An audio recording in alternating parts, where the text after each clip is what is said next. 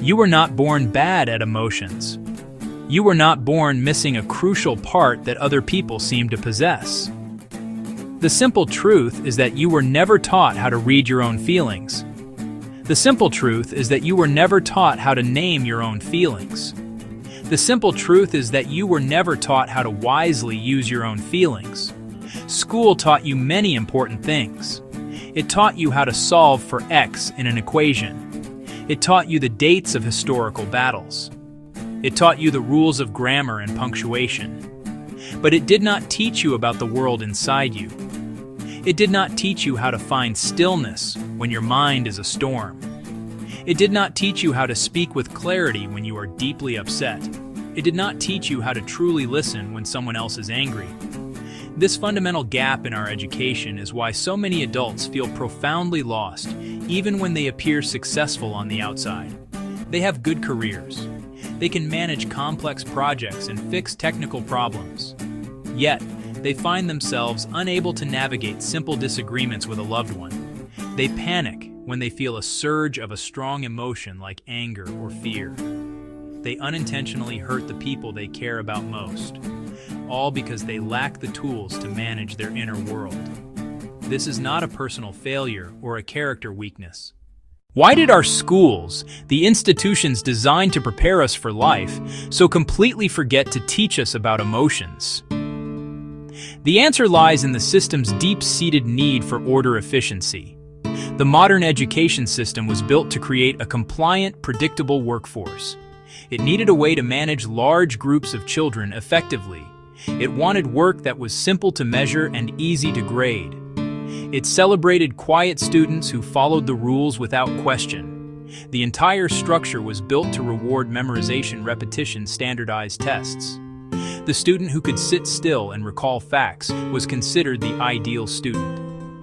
In this environment, messy feelings were a problem to be solved, not a subject to be studied. Emotions are unpredictable. They are hard to quantify on a multiple-choice test. They are difficult to control in a classroom of 30 children. So, our schools made a simple, pragmatic choice. They chose what was easy to manage over what was essential for human development. They prioritized obedience over self-awareness. They valued silence over honest, emotional expression. This created generations of adults who are good at following instructions, but often incapable of navigating the complex emotional landscape of their own lives and relationships.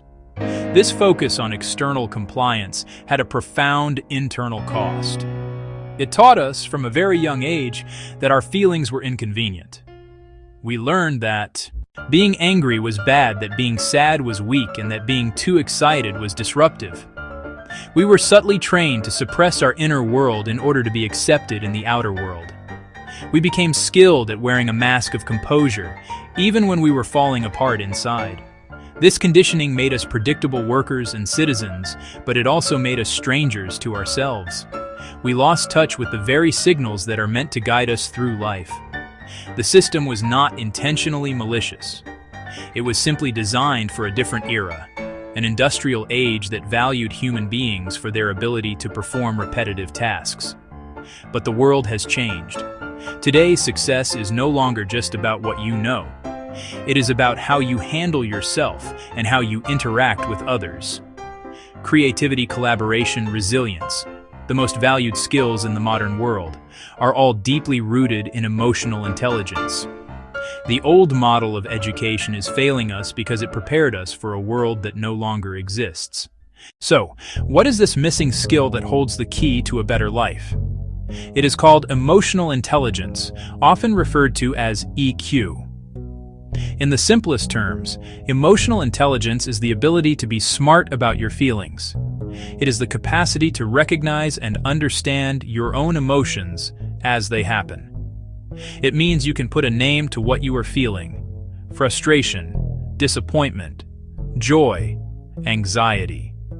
It means you can manage those feelings so they do not hijack your behavior.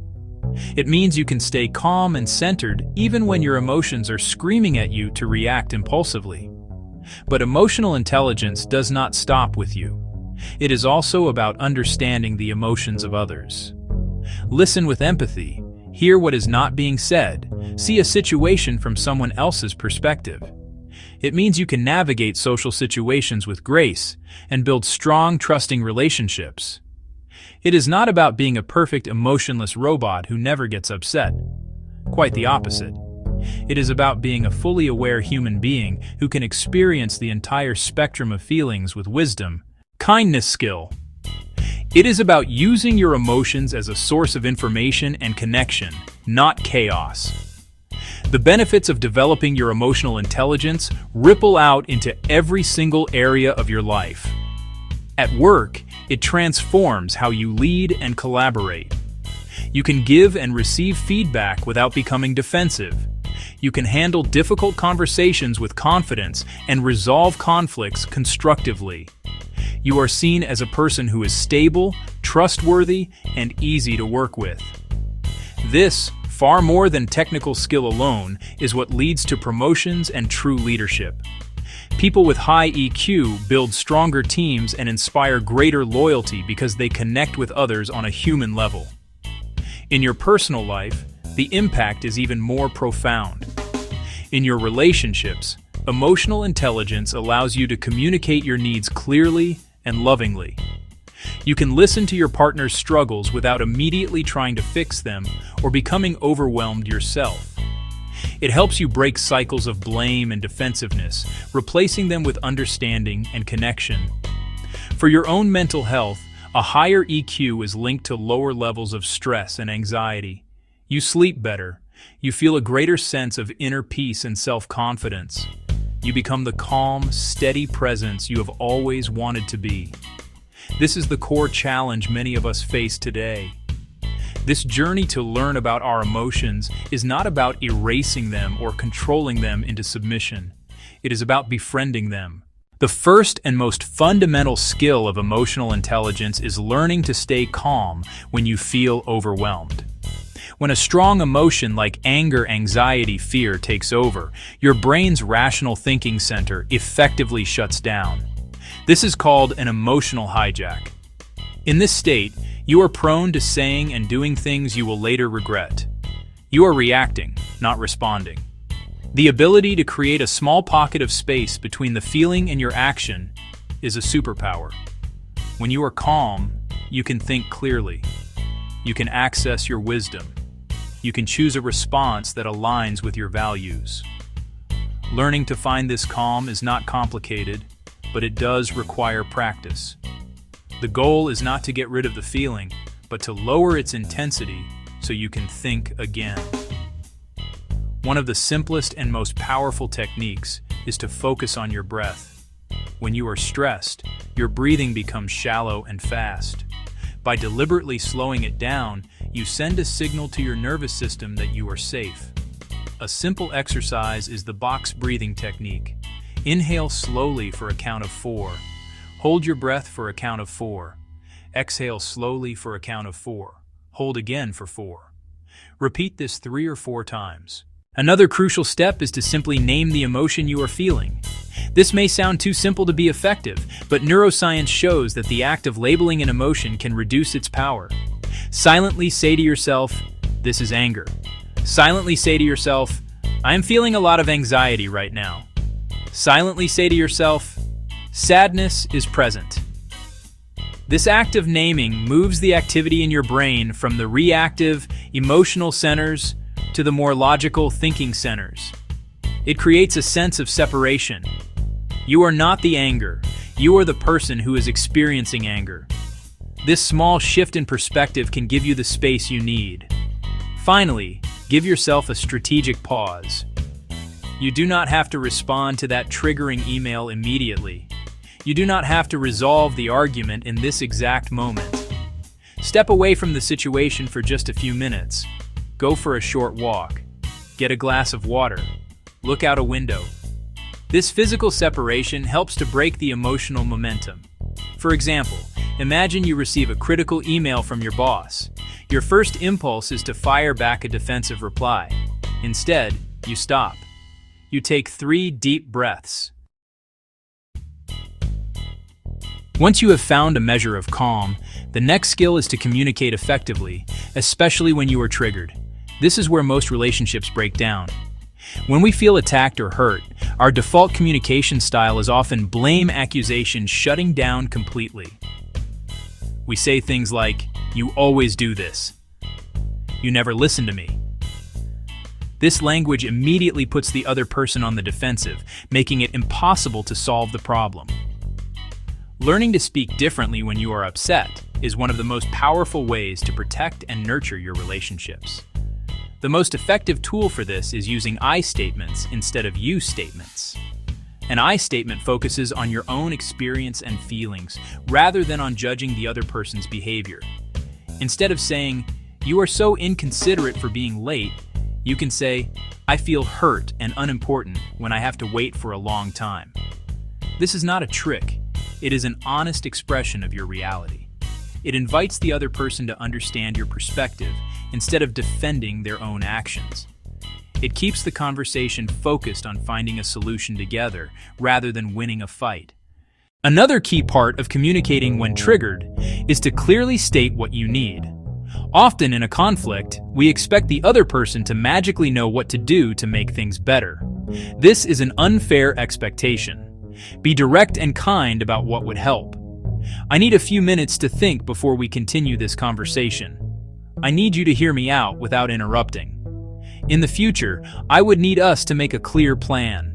Stating your need moves the conversation from a complaint to a request, which is much easier for someone to respond to positively. Think about this real-life example. Your partner forgets to take out the trash again. Your old pattern might be to sigh loudly and say, "Of course you forgot. I have to do everything around here." This leads to a fight. Using this new skill, you take a breath and say, "I feel frustrated and unsupported when the trash is left overflowing.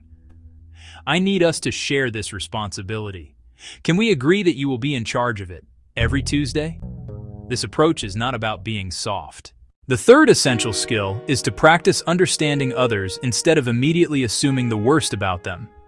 Our brains are wired for survival, which means we are quick to judge and perceive threats. When someone cuts us off in traffic, we think, "What a jerk."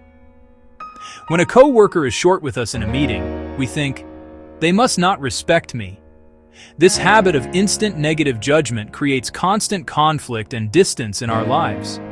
Emotional intelligence teaches us to pause that judgment and choose curiosity instead. It asks us to consider the story we might not know. The first step is to simply pause before you react and ask yourself a question. What else could be going on here? Is it possible the person who cut you off in traffic was rushing to the hospital? Is it possible your coworker who snapped at you just received some bad news? You do not have to know the answer. The simple act of asking the question opens your mind to other possibilities beyond your initial negative assumption. It replaces the certainty of blame with the humility of curiosity. This shift immediately softens your own emotional reaction and prevents unnecessary escalation.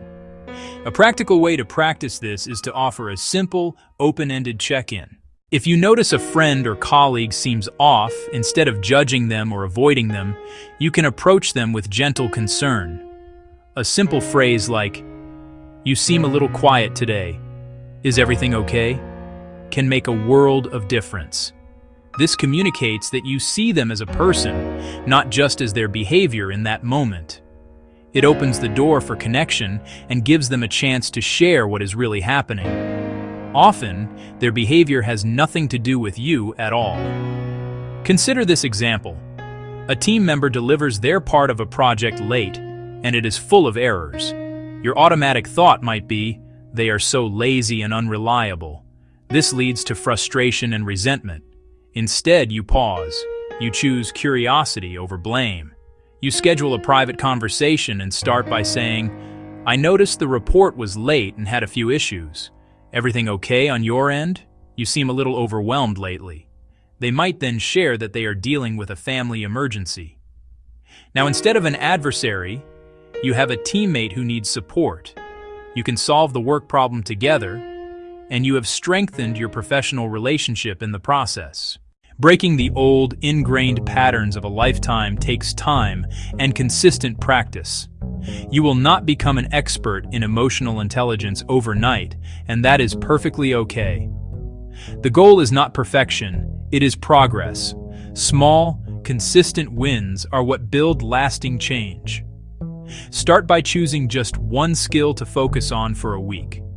For 7 days, practice a deep breathing exercise whenever you feel a hint of stress. The following week, add the practice of naming your emotions. These small, manageable steps build new neural pathways in your brain. Integrate simple exercises into your daily routine. Start an emotion journal. Each night before bed, write one sentence about a strong feeling you experienced. Name the feeling and describe what triggered it. This builds self-awareness. Practice the 2-minute pause. When a strong emotion rises, set a phone timer for 2 minutes.